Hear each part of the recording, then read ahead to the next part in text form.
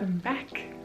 This is the mid-year freakout tag, even though I am filming this at the end of July, so it's over the middle of the year. However, we're still just gonna do it. I saw this tag from one of my favorite booktubers, Allison Pages, and she did this tag recently, and I thought it was a great way to just kickstart my bookish videos by telling you a little bit about what I've read recently. But one of the things I really love about Allie is that she always adds disclaimers at the beginning of her bookish videos where she says, one, only compare you to you. If you read one book this year, that's awesome. If you've read 100 books so far, that's awesome. Everybody's day and time looks different, and so don't compare yourself to me or any other booktuber of how many books they have read. A lot of them, it's their job to read. They do this for a living. I do not. I've been home a lot and I've had the time to read a lot. And the second disclaimer is we will probably have differing opinions, and that is okay.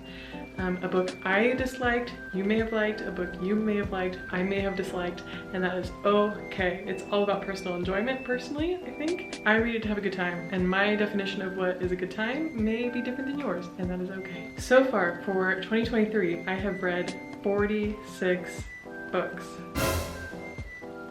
Crazy. I've never read that much in only 7 months, and really it's all because of Libby.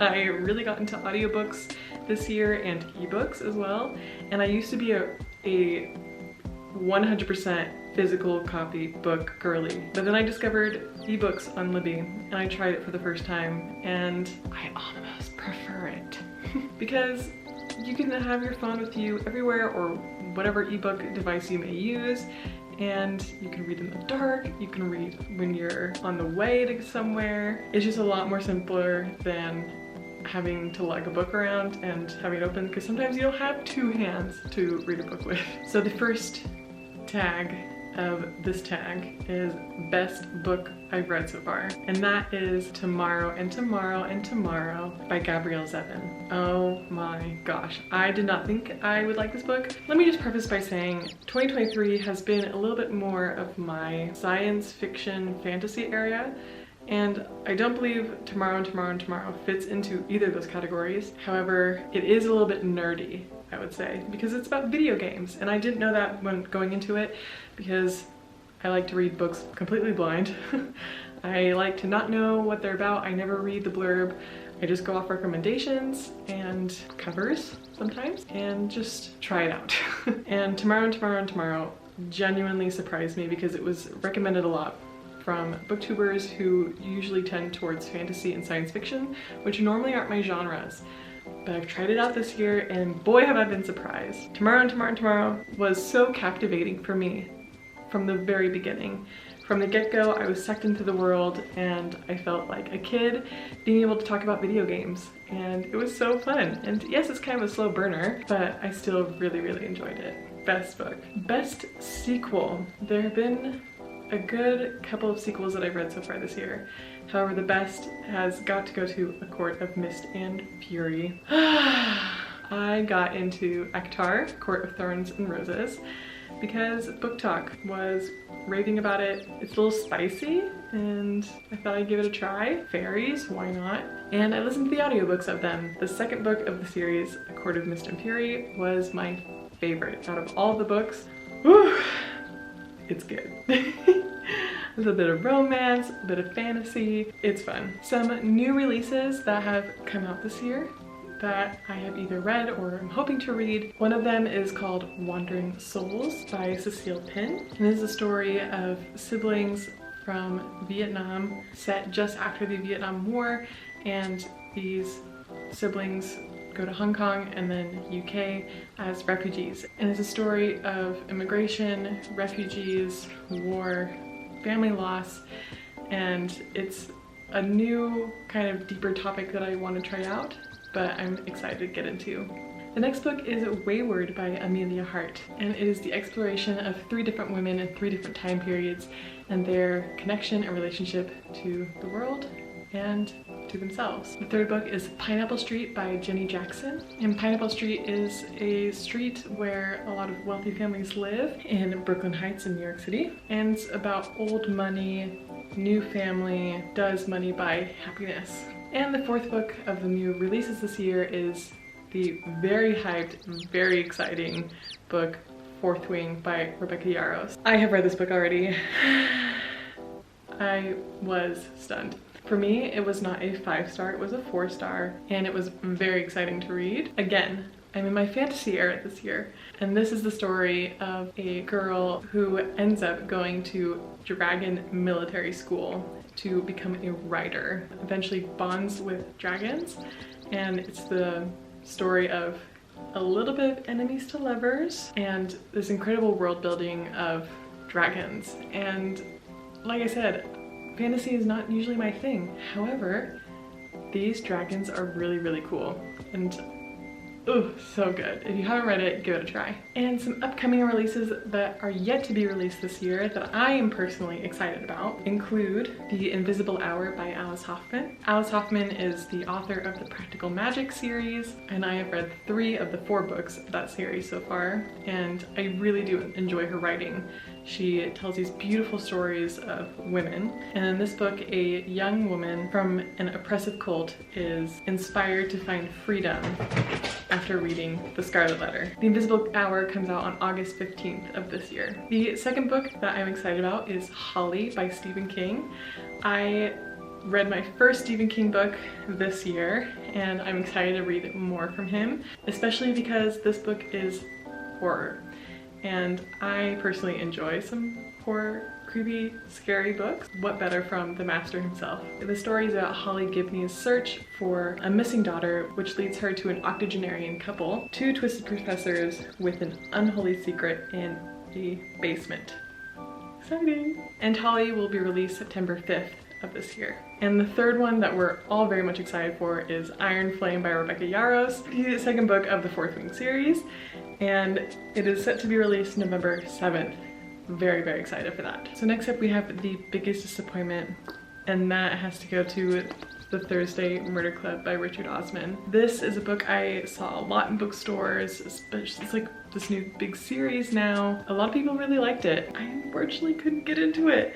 Way too many characters for me. I didn't like how unrealistic it was. I mean, aren't books supposed to be unrealistic, but for some reason this was, I don't know. I didn't like the idea, I guess. I mean, I thought it was a cute idea. It could be a funny comedy movie, but hard for me to get into, I don't know. Biggest surprise. As I already mentioned, I read my first Stephen King book this year, and that was Fairy Tale. And I knew that Fairy Tale was long. It was fantasy. Stephen King is known for slow beginnings, and those are kind of all things I typically don't like. So I was kind of nervous going into it, but I really wanted to start getting into Stephen King, and this was a recent book, and I figured, why not? It was available on Libby, and surprisingly, I super enjoyed it. It felt like it was kind of broken down into 2 different books. The first part, which is leading up to the story, and then the second part is the other half of the story. And I surprisingly really liked both parts. If I had to choose part 1 most, I just love how in-depth he went with the characters and the tension that there was. It felt like every chapter there was a cliffhanger, and I always wanted to know more. New favorite author. This isn't exactly a new favorite author for me, but I would just say because of another book that I read this year from her, it has just upped the hype for me, and that is Taylor Jenkins Reid. She is known for Daisy Jones and the Six, The 7 Husbands of Evelyn Hugo, and her newest book, Carrie Soto is Back. I have loved every single book that I've read from hers. Those are the 3 books that I read. I still have Malibu Rising, which is on my TBR shelf just down here, you can't see it.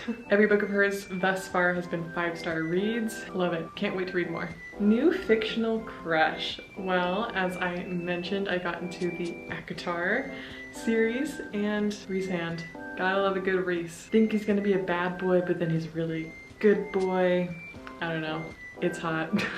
New favorite and least favorite characters. Starting with my favorite character, I read The Bandit Queens by Parini Shroff, and the main character, Gita, was hilarious, very strong, willful, courageous, but I love her sarcastic side the most. She made me giggle a lot. And least favorite is also from the ACOTAR series, and that is Nesta Archeron. I do not like mean girls. Let's just go with that. And trying to give a mean girl be the victim is not something I'm interested in. Although in real life I do know that mean girls are the way they are because of certain things, because they are a victim in some scenario. However, I couldn't get into it. She just always played the victim card and I'm not into it. A book that made you cry. To be honest, I don't think I've ever had a book make me cry. However, if I were to pick a book that I read this year that maybe would have made me cry, I'd have to go with This Time Tomorrow by Emma Straub. Any book that features a relationship between a daughter and her father gets me. I'm also a daddy's girl. Anything that has to do with daughters and dads, it's an emotional one for me. A book that made me happy. I would like to preface this by saying, I guess what's the definition of happy? I would define this tag as saying this book was just a good time. And that is Romancing Mr. Bridgerton, which is the 4th book in the Bridgerton series. And this is the story of Penelope Featherington and Colin Bridgerton. And I believe this is going to be the new season that comes out, the 3rd season of Bridgerton that will come out on Netflix. I unfortunately no longer have access to Netflix, but that's okay.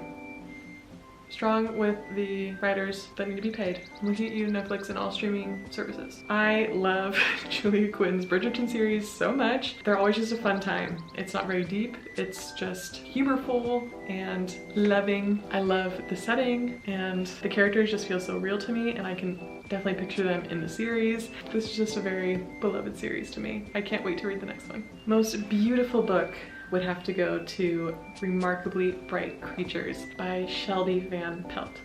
And this is a story that is set in the Pacific Northwest, where I am from, about an older woman who works at an aquarium and forms a interesting relationship to this octopus that is part of the aquarium, as well as a young man coming up from California to Washington to find his father, and the story of how he comes in contact also with this woman, this aquarium, and the relationship that then develops. Anything that's set in the Pacific Northwest is very special to me because it reminds me of home. It was surprisingly a beautiful story. I wasn't expecting it to go in the direction that it did, and I was pleasantly surprised.